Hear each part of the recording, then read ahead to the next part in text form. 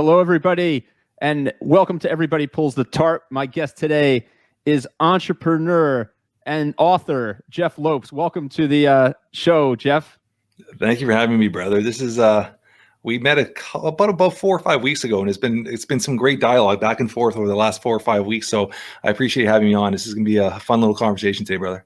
Jeff, it's been so much fun getting to know you over the last 4 or 5 weeks, like you said, and we have so much in common. One in particular, which we can talk about a little bit today, is the sports memorabilia hobby. I know you're a big sports card guy, and I do a lot of sports memorabilia collecting myself. So I'm sure we'll have to touch on that. But the reason why I wanted to have you on Everybody Pulls the Tarp is because you are a hard-working machine. You're always putting out content. You're always creating new businesses. You're doing fantastic things in the marketplace and so much fantastic work for other people. Let me set this up for our listeners. So Jeff has been an entrepreneur for decades. You're the founder and president, Jeff, of Kimurawear, a global brand in boxing, martial arts, and fitness equipment. We'll talk about that. You also started a business in the real estate business, True Blue Homes, which is really, really cool. And you've got one of Canada's top business podcasts. And frankly, it's one of the top podcasts, in my opinion, in the world, let alone Canada, Jeff Knows Inc., which we'll get into. You launched a new program called Man's Purpose, which I want to dig into, as well as the author of a new book. When do you sleep, Jeff Lopes?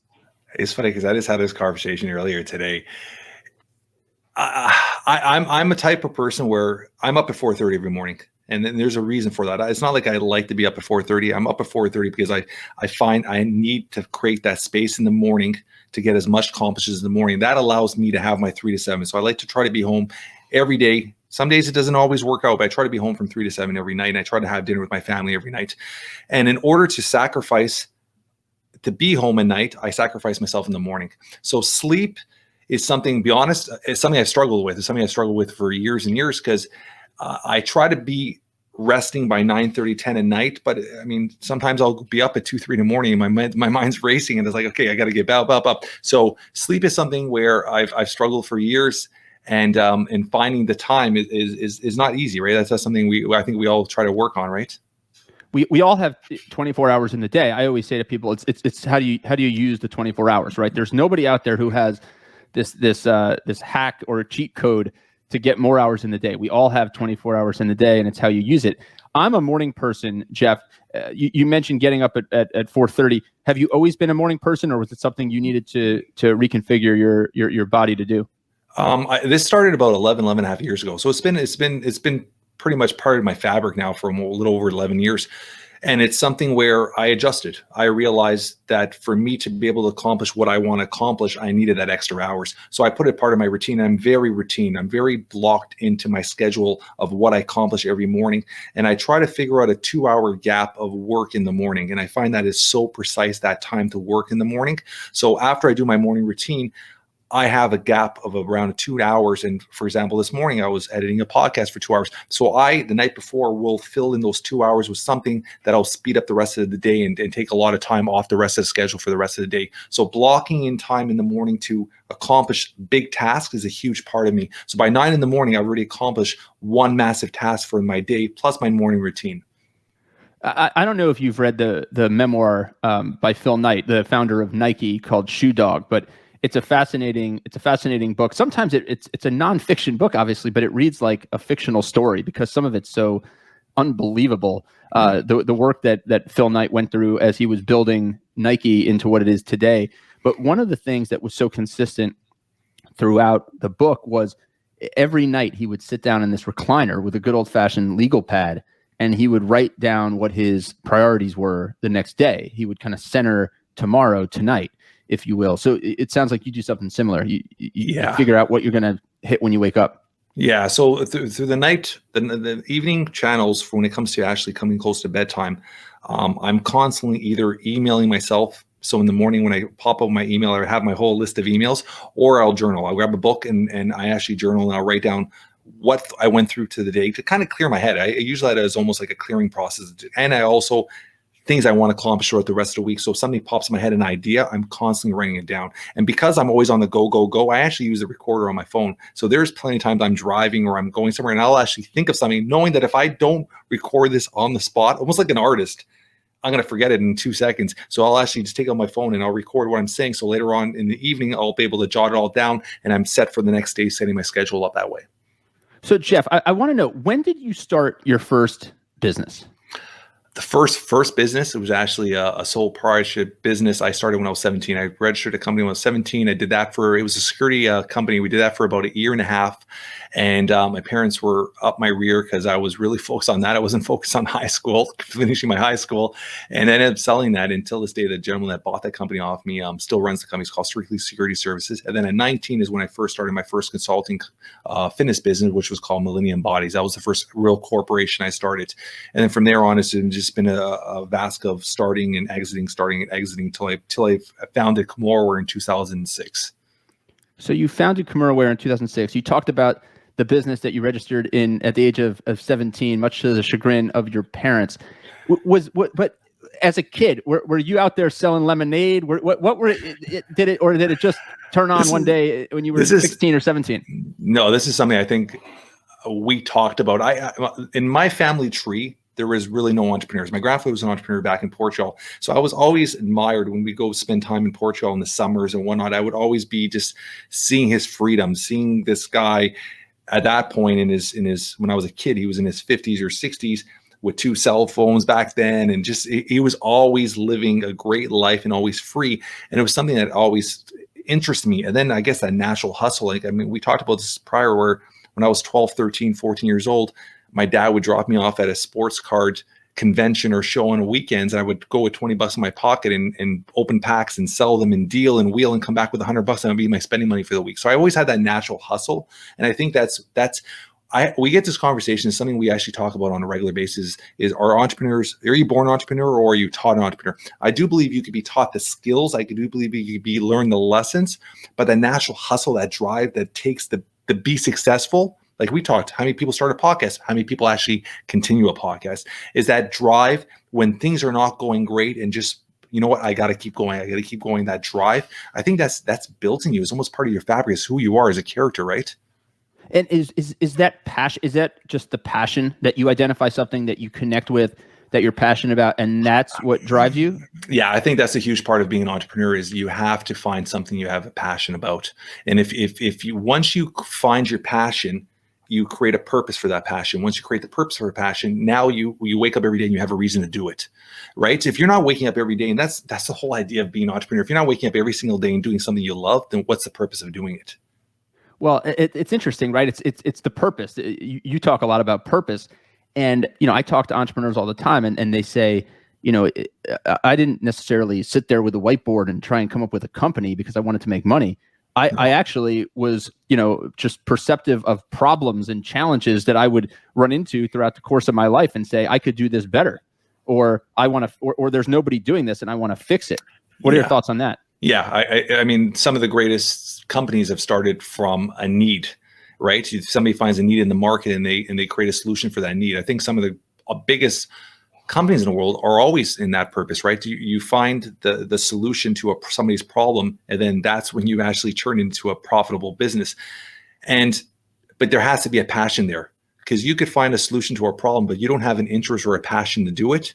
You'll kind of lose interest on it very quickly. So having that passion in that, whether it's an industry, whether it's apparel industry, whether it's marketing, whether it's digital space, whatever you have a passion, you wake up every day and you have a smile on your face that you're going to get to that job. There's no Mondays.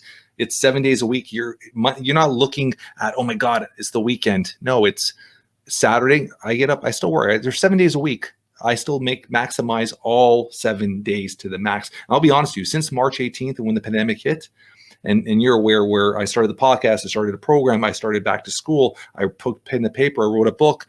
I spent the last 10 months networking myself to the max. All these things I've done, I haven't had a physical, I always block off time with my family. I always block off time for working out. I do stuff for myself, but physically I have worked every single day since last March 18th.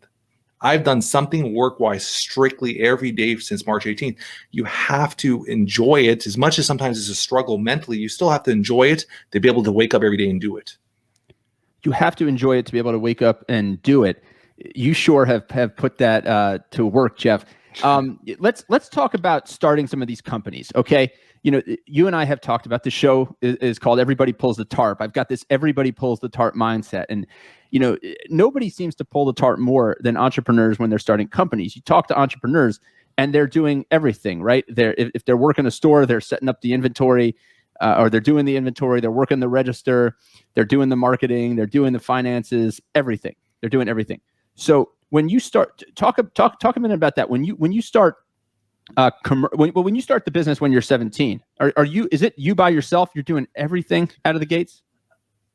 I'll give you a little example, Andrew, is when you're starting a company, I think this is the biggest issue with a lot of entrepreneurs is they jump the gun to hire people to run positions before they actually understand fully what the position entitles.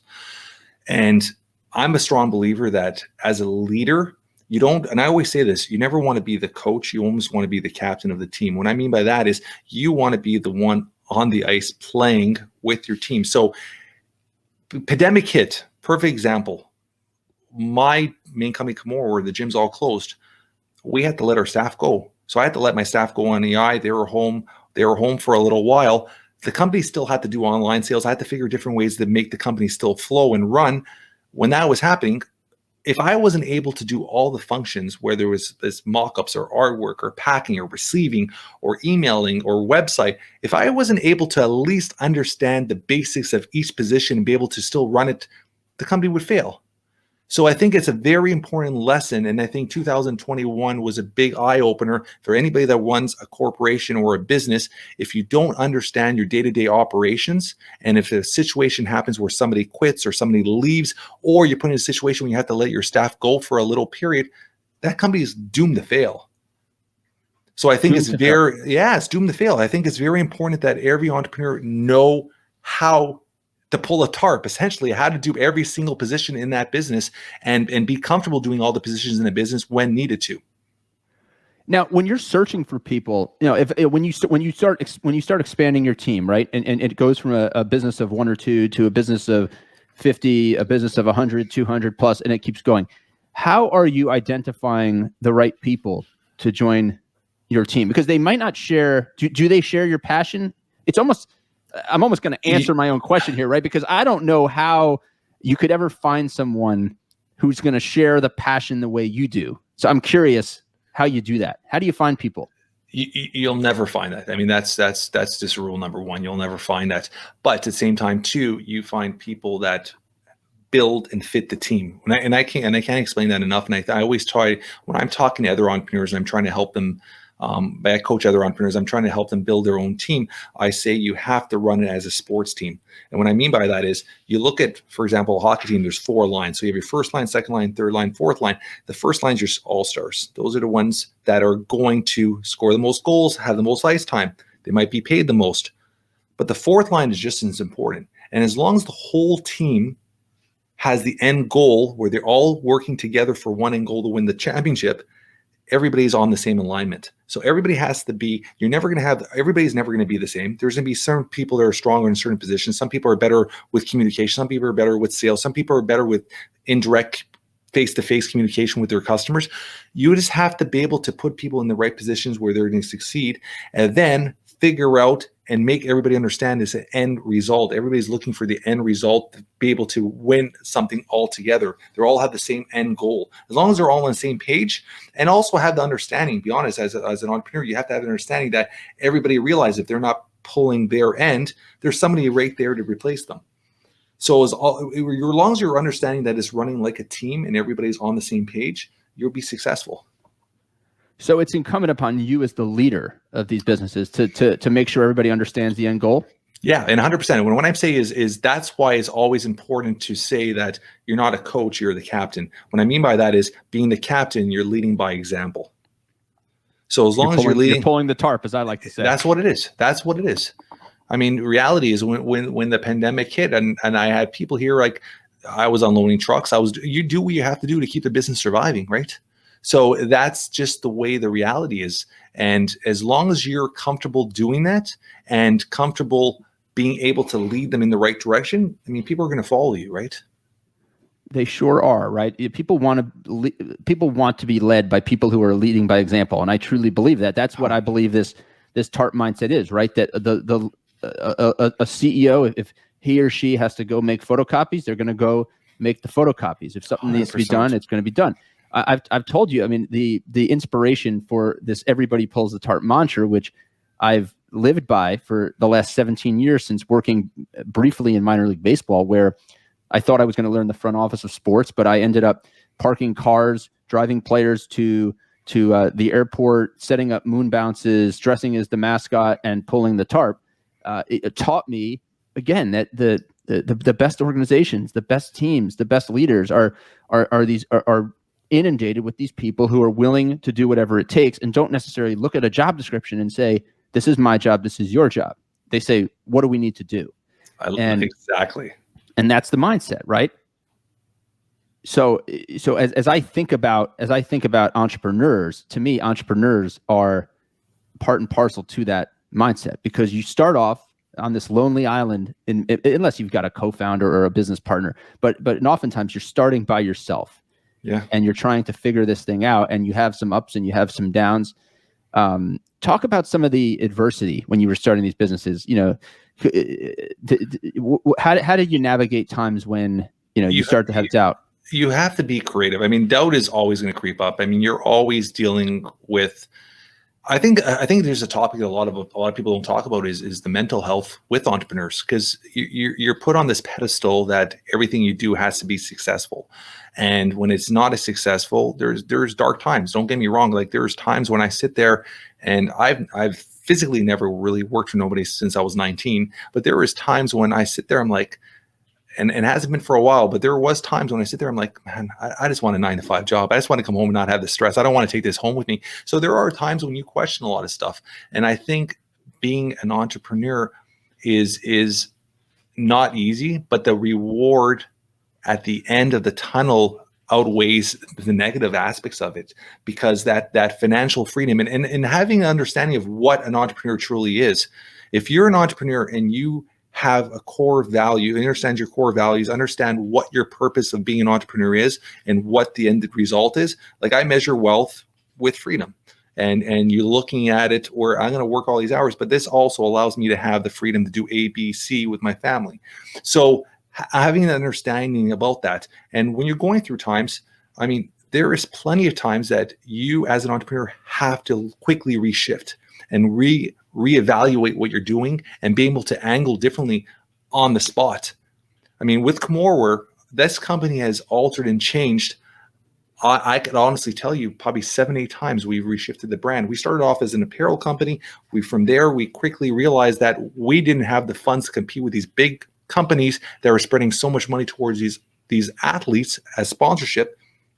And I was like, for the survival of the company, I automatically reshifted to a high quality premium gear company. Those companies that are t-shirt companies, the big ones, they're all bankrupt now. But then I realized very quickly, being a high premium brand, there was a lot of people going to a gym for the first time, didn't want to spend the premium dollar. They were going to go to their local Walmart to buy a pair of boxing gloves. So I then reshifted to have our Aspire line, which is our beginner line. And then reshifted to do customization. And then I reshifted to do private labeling. You're constantly reshifting, because the minute you become stale, you fail. That's the easiest way to look at it. So it's never perfect, but as long as you're able and willing to adjust and shift when it has to happen and be ahead of the curve, you're going to be successful. Isn't that a great metaphor for life, though? I say to people, like, I want to be the entrepreneur of my own life, right? Yeah.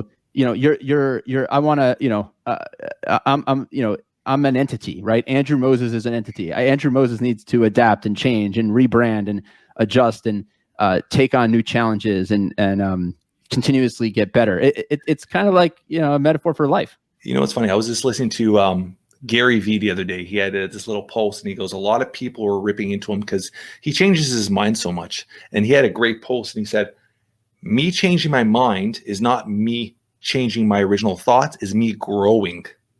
So now I've learned, and what I thought was good before, it might not be good right now. I've grown. It doesn't mean I'm changing my thoughts and changing my views. I've just grown. And I think that's constantly what we have to do as entrepreneurs. You're constantly growing and being able to adapt to grow and not be fearful to grow. Not be fearful to grow. I've talked to so many high performers, on this podcast and in general. And one of the really consistent messages is that if you're not uncomfortable, you're not growing, right? 100%. And if you're comfortable, you've looked for ways to challenge yourself and make yourself a little bit more uncomfortable. So I received advice from a mentor once that was, if you're looking, if you look at whatever your work is and you look back and you look at it, the work you do today, look at it again in 2 years, and you better hope that you're kind of disgusted with the work product, because you want to have grown so much over the. And then I talked to another mentor who said, not 2 years, 2 months. You got to grow at a much faster pace. You got to keep challenging yourself, just like an entrepreneur. So let me jump in there, Abs. I love that word. Yeah, please. I love that word, challenge, because that's something where it's such an important word, because nothing grows without being challenged. And the minute you stop challenging yourself or challenging others, whether it's your children, we just had this conversation a couple of minutes ago on, I was doing the Dad Clubhouse, and I was talking about challenging your kids. And when I'm talking about challenge your kids, putting your kids in a situation where they might feel uncomfortable, allowing them to challenge themselves to grow into being comfortable and grow to be confident. So it could be something where, hey, your kid wants something and you say, hey, you know what, you go ask that person for it. Don't look at daddy to go ask for it. You want it, you go ask for it. Putting them in an uncomfortable situation where now they build confidence from passing that challenge. So I think you could look at it as a parent, you could look at it as an adult, you could look at it as an entrepreneur. The minute you put yourself into a challenge and be able to conquer that challenge as a win, you are so much further ahead automatically. That's such a great point, Jeff. And I want to, you mentioned your kids there, you've mentioned your family a few times. You're like me, you're a huge family guy. Family is so important. I know when your son was born, that started to shift your thinking a little bit in terms of work-life balance. Talk about that for a minute. Yeah, so I'll give you a little Coles note quickly on his history, so people that are listening will understand. So he was born unexpectedly a lot quicker than we expected. At 31 weeks, we were put in a situation where my wife had to do an emergency C-section, and we almost lost my wife and my son at that time. But fast forward, he spent the first 4 months of his life at Sick Kids Hospital. And through the process, we almost lost him 4 or 5 times. And it was a very challenging, going back to that word, for the family, where Sick Kids became our home for us. And we did everything we possibly could to get him out of the hospital. And like I said, there's so many times where the doctors pulled us in a room and said, listen, it's time to pull the plug. Like, there's nothing better going to happen here. And we refused to accept that. And we kept pushing till he was 4 months old, 4.5 pounds. And I convinced the doctors to let me take him home. And at that point, he was on feeding tubes still, didn't even know how to swallow. So he was 4.5 pounds, 4 months old, didn't know how to swallow. And we were given to a diagnosis. The diagnosis was CP, cerebral palsy. He would be confined to a wheelchair. So that's where that challenge began. And my challenge, and at that moment, I realized for me to give him the best opportunity, I had to put every inch of resource, financially, mentally, physically, into him. And then at the same time too, in order to make that connection and make that all happen, I needed to put the time. And that's when a lot of the 4:30 a.m.s, so I could be home from 3 to 7 to help him develop and grow. And the whole process went on. Fast forward 12 years, he's out of his braces, getting ready to run his first marathon. And that had to do with a lot of understanding of the importance of time and the importance of not living with regret, because I think a lot of people don't live in that mindset of do not want to regret something. The minute you could put yourself in a situation, Andrew, where you have that mindset and you're looking at every moment where my dad calls and tells me, hey, Jeff, I need you to come bring this to me. And I say, no, Dad, I'll see you on Saturday. Then all of a sudden something happened to him and you regret the rest of your life that you didn't go see him. So I live every single day where if something happens or something comes up, I do what I have to do so I don't have a moment of regret. And that was one thing with my son, is I wanted to give him every opportunity to get to a situation where I didn't know his outcome. I didn't know he would be able to, 12 years old, run. No doctor and everybody, he broke every barrier. But I knew if I give him every single opportunity to break through by challenging him and pushing him, at least I could live with myself and say, I didn't have regret. I gave everything I possibly could. So I think that you can use that towards any aspect of life. Have no regrets. Give it everything you could, everything you can, Jeff. It's I'm smiling thinking about your son running that marathon. But I also just keep thinking about a phrase you used earlier: lead by example. And I'm compelled to think that your behavior, the way you go about your business, the way you do things, has left an impression on your son that that has helped him, power through whatever challenges he has faced. You know, it's funny you're saying that. I could honestly, sincerely tell you, Andrew, that I've learned more lessons off him than he's learned off me, and he doesn't know that. It's indirectly, and his mindset, his will, his passion, his love, his just his sweet, caring ability to not give up, but at the same time just have a sweetheart. Like, it's just, I sit there and it's like things that I was fearful to do, things that I would regret doing before. Now I look at him and I'm like, this kid endured through all this. I can endure through this. So anytime I'm facing a challenge now, I'd be honest, I actually think in the back of my head, like, Thiago did this. Thiago went through all that. This is nothing. So he has taught me so many lessons I don't think he realizes. And he's given me a different understanding of the whole real estate business. We came into True Blue Homes. That was built because, to be honest, even though I have my daughter, don't get me wrong, I have 2 kids and I do everything for both, but he was the reason I did that, because I didn't know his future. I didn't know where he was going to be. So I thought I need to leave physical assets in case something were to happen to me today. Kimurawear was a great company. We're 8 figures. We're doing extremely well. If something were to happen today, that company in 4 or 5 months could go down the drain if somebody's not running it properly. But if I have hard assets of real estate, if something were to happen to me, these kids still have real estate. They still have passive income coming through real estate. So that's where I realized, and that has pushed me to other directions I wouldn't have gone. So the work-life balance, Jeff, obviously, I mean, for you to identify at that point, right, that you needed a different game plan to be able to sink everything you needed into helping your son and your entire family, of course. Yeah. And you set this 3 to 7 mindset, this 3 to 7 scheduling block. Talk about that a little bit, because you've referenced it a few times, and you and I have talked about it in the past. But I want to make sure the listeners understand this. So how do you schedule your day around that 3 to 7, as you put it? I mean, 3 to 7 is the ideal time, but I also try to figure my schedule around my family schedule first. So at the beginning of each month, I look at my calendar and I do intentional blocking spots for whether my daughter's got a dance recital, whether I get to take my daughter to dance, whether I get to take my son to baseball, or I get to work out with my son, or I get to do something with my wife. I intentionally block my family time first on my schedule, and then I block everything else intentionally after that, business-wise. That's the first thing.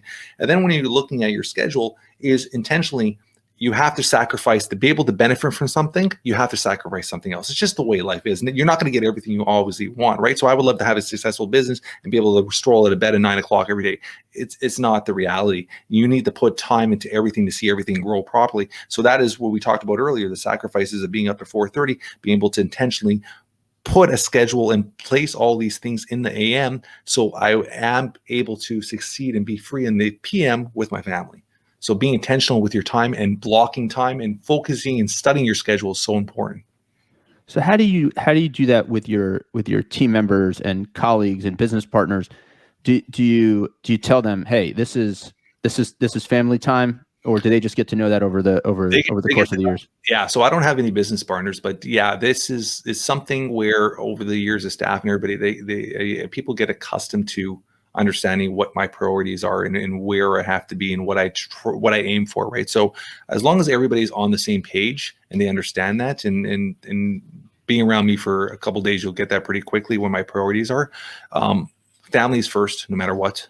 And it's funny because I'm saying that I say family comes first, but be honest, and I'll be open with you, is health is always the top of my pinnacle. So I'm a strong believer that if you can't take care of yourself first, you're not gonna be able to provide to others. So I'm very, very strict with my diet. I'm very strict with my vitamins. I do try to work out 4 to 5 days a week, because I try to make sure that I'm physically able to handle and be present and be physically able to keep up with my kids. So I take care of myself first, and then my family, and then comes business.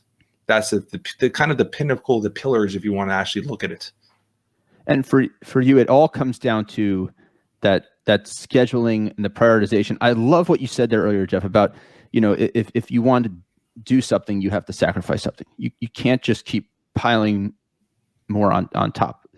Yeah. And you realize too, Andrew, is as we get older, I just had this conversation, I think yesterday with somebody.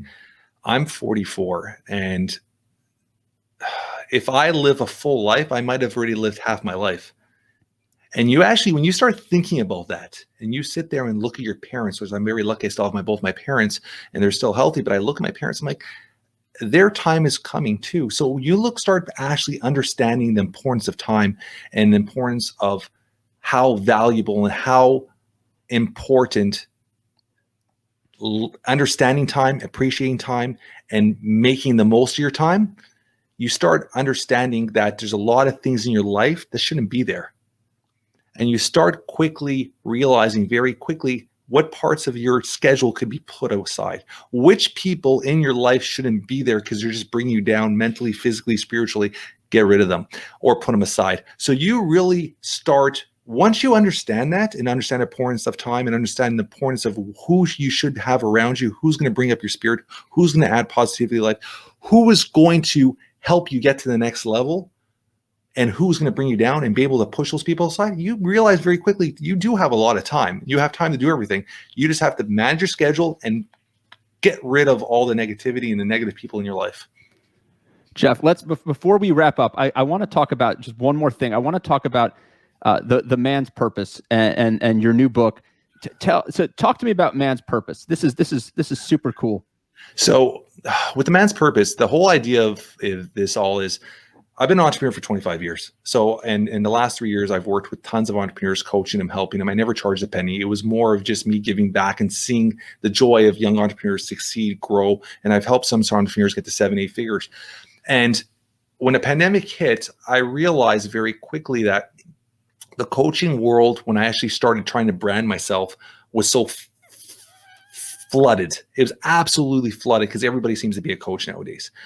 And I was seeing all these coaches that really never have had any life experience. They've had no fatherly true experience, and they're all trying to teach these things. And I was like, I've been really studying fatherhood for the last 12 years. I've been 14, but 12 years really impacting, studying how to benefit being a dad and how to actually impact my family. And then I've been a successful entrepreneur for 25 years. I've coached so many people. So I was like, I need to create a platform that's going to allow myself to help as many dad entrepreneurs as possible. And I created a man's purpose. It's such an affordable. When I tell people the price, people are like, they almost in their mindset think that they're not going to get no value out of it. It's $47 a month.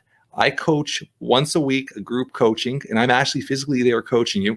We put you on an on-track program, so we hold you accountable every single week, and we put you on a weekly reflection journal. So you're getting reflection journal, you're getting accountability program every single week, plus you're doing a one-on-one open coaching where I actually will help you with your business, help you with as a father, help you all this stuff. And it's all this for $47 a month. So it's less than $1.50 a day, and you're getting essentially a certified, which I'm actually certified life coach, certified NLP master, training with you. And I wanted to make it something more affordable, where people are not going to actually think of it ruining their budget, but at the same time too, they could really grow and they build this almost like this brotherhood of amazing fathers that are all supporting and helping and growing to each other. And that's where the whole idea started with. And we just did our soft launch a couple of weeks ago, and it's been, I'm super happy to be able to provide something like this to a lot of father entrepreneurs now. It's super exciting, and at $47 a month, right? I mean, there's people who spend more on Starbucks each week than that. 100%. So it's pretty impressive. What about the book? Let's just make sure to get a little plug in for the book here, Jeff. Yeah. So the book's called Entrepreneurial Dads, and essentially I wanted to give a short read. And be honest, the whole idea of the book was I wanted to put something out that people could educate themselves, but at the same time learn about me a bit. So the book's about 7 lessons that I teach how to be a better dad and how to balance. And I hate the word balance, but how to balance being a dad and being an entrepreneur. And what I do with it is just add value. But at the same time too, when you read the book, the whole idea of reading the book, and everybody that's read the book their first reaction is, I want to learn more about Jeff. And that was essentially what I wanted to do. I wanted to come up with a book that people could read, learn something for, and at the same time want to research and reach out to me and learn more about me and connect with me, which I love connecting and networking with people. Jeff, I have loved networking and connecting with you. It's been so much fun getting to know you and getting a little bit more into your story here on Everybody Pulls the Tarp. Jeff, congratulations on all the success. We're all rooting for you. We know that your story is just being written, and good luck to your son in that marathon. I love it, brother. Thank you so much for having me. This has been I just see us doing so many more things in the future. So I appreciate our connection. I appreciate just spending the time allowing me to be on your podcast, brother. Jeff, keep pulling the tarp. Thank you, brother.